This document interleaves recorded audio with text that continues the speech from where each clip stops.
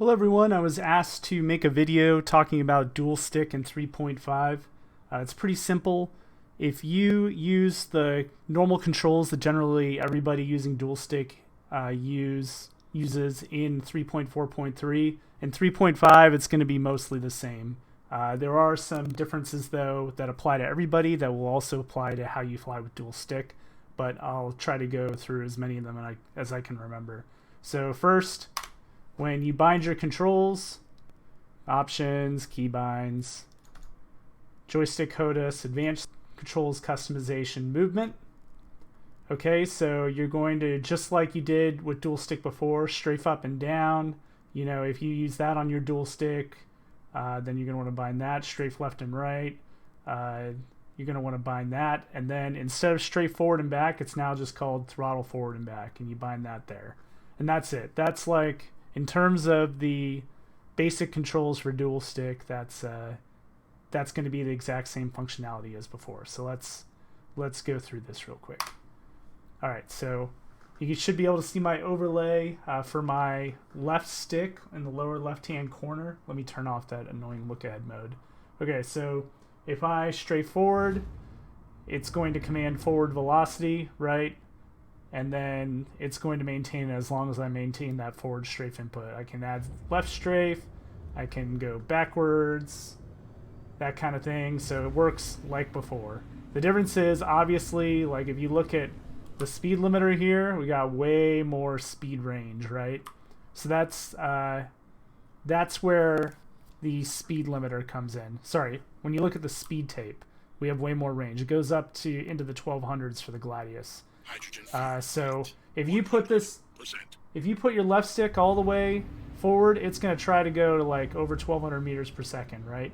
So it's not going to give you a lot of precision, especially since, you know, if you're using dual stick, you're already using only the forward part of the axis to define your forward motion. So that's going to make it harder. So there's two ways you can look at doing this.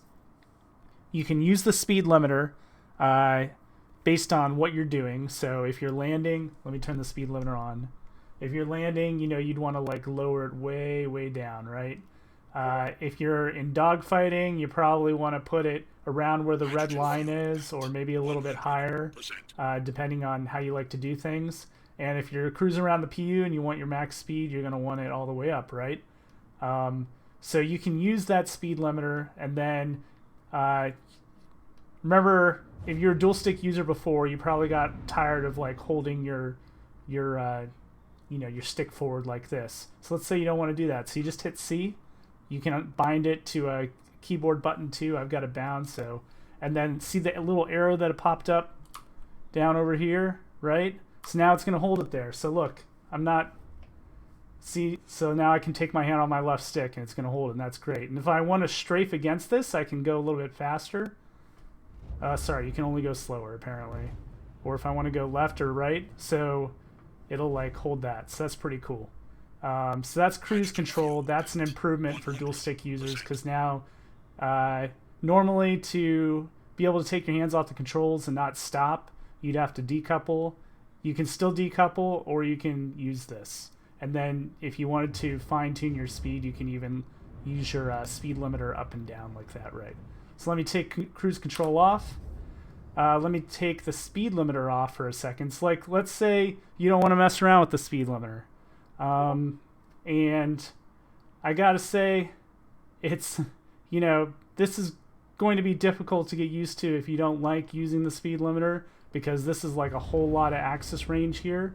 So I would say this is like going to be for people who want ultimate control, right? They don't want to have to deal with like toggling modes or speed limiters or anything like that. So I don't want to say it's like for advanced users only, but it's definitely going to be more difficult, but this is the way I do it. So I don't use the speed limiter typically in normal flight. If I'm like landing or something, I might use it, or in like certain situations, but normally I don't use the speed limiter. I leave it off like it is now. And you might think, well, how do you get the precision you need? So like, check out my overlay in the lower left-hand corner. I'm going to go to what I can't actually see, but what I think is about 50% forward. And you'll notice that even though I'm I can't tell if it is or not. Even though I'm about halfway forward, my my speed, it's settled out way lower than halfway, right? It's about a quarter. It's like at the SCM limit right about. So that's because of my curve. So I curved it out so that I have more precision at the bottom, which is where I'm going to be doing a lot of my fine maneuvering, and less precision at the top, right? So basically the difference between like 0% and 10% forward is going to be a much smaller range of speed than the difference between 90% and 100% forward. I don't know. That might be hard to understand, but maybe it'll be easier if you look at some curves. So let's go to options, controls, and I find the right, which one? Oh, here's a little tip. If you don't know which control is which, you do this. Okay, so you can see that I've got, so it's actually a VJoy that I'm running, so that fourth one, so that means it's JS4. So that dump device information can give you information you want. Now everybody knows what controls I use. All right, so joystick code is 4. So you'll go down, you'll see all my stuff here. And it says 1.2 here, but that's not actually accurate. I'll explain that in a minute. But if you wanted to look at curves, right, so that's like a little bit of curve.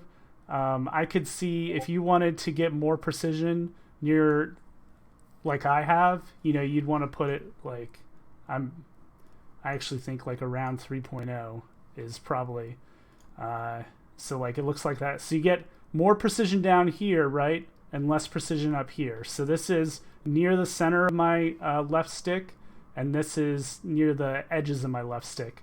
So when I'm flying around, I'm going to be using, like in dogfighting or whatever, or, you know, even just like flying around objects, I'm going to be using this area a lot more. So that's why I want more precision. And so the trade-off for that is less precision up here when I'm closer to max speed limits, right? Okay, so you're probably like, well, why doesn't he have the 3.0 even though that's the way he's doing it? So I'm going to set it back to 1.2. So the reason why is because 3.0 actually wasn't enough for me. So I actually have that's why it's on the VJoy. So you see the VJoy device is because I have external software that gives me an even heavier curve, because that's the way I like to do it. I use White Magic's joystick gremlin. And so I've got like a crazy curve on there, and even that wasn't enough for me, so I even put a little bit more curve in here, so that I can get basically like, I can be able to do this, right? If you don't put a curve on, you're not going to be able to do this without having the speed limiter lower, right? See how smoothly and how my fine control at low speeds here. So let me see if I can land this way. Where's the...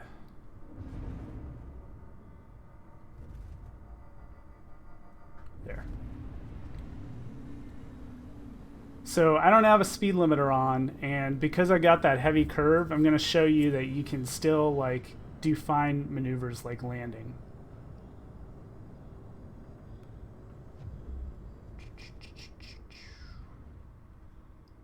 All right, let's check it out. Gear down.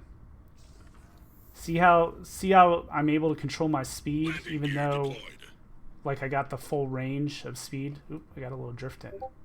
And now I have it for my strafe up and down too. See that?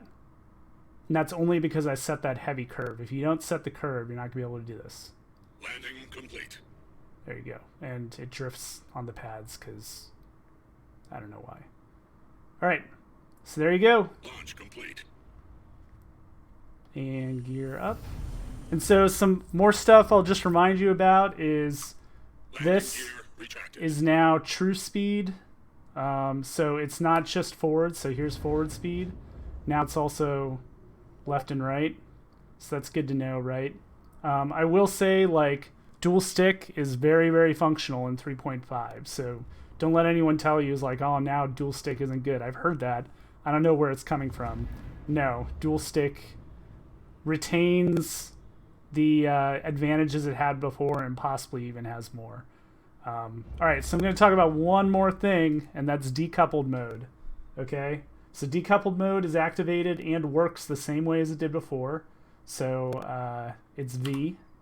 Oh, I have it set so that I'll actually just talk about this real quick. You can set so that decoupled, where is it? Coupled mode toggle. So if you have this to yes, which is the default, it'll work like it did before, where you press decoupled and you press the button and release, and then it'll decouple, and you press it again and release to bring it back to coupled. Well, I have it so that to stay decoupled, I have to hold it, right? So that's why I set it to no, is because I like that.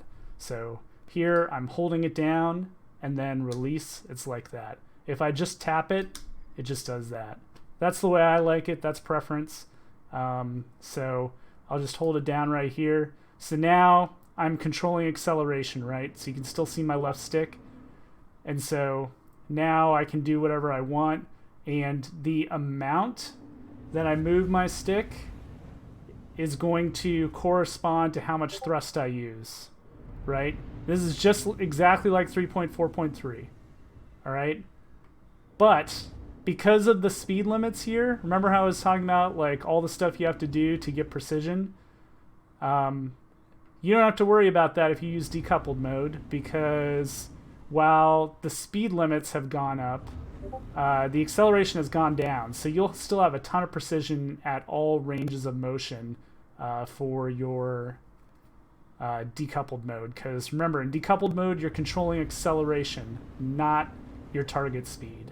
So that's like the big difference here. So I can go all the way forward, and I'm, got a lot more control than if I had done it in in coupled mode.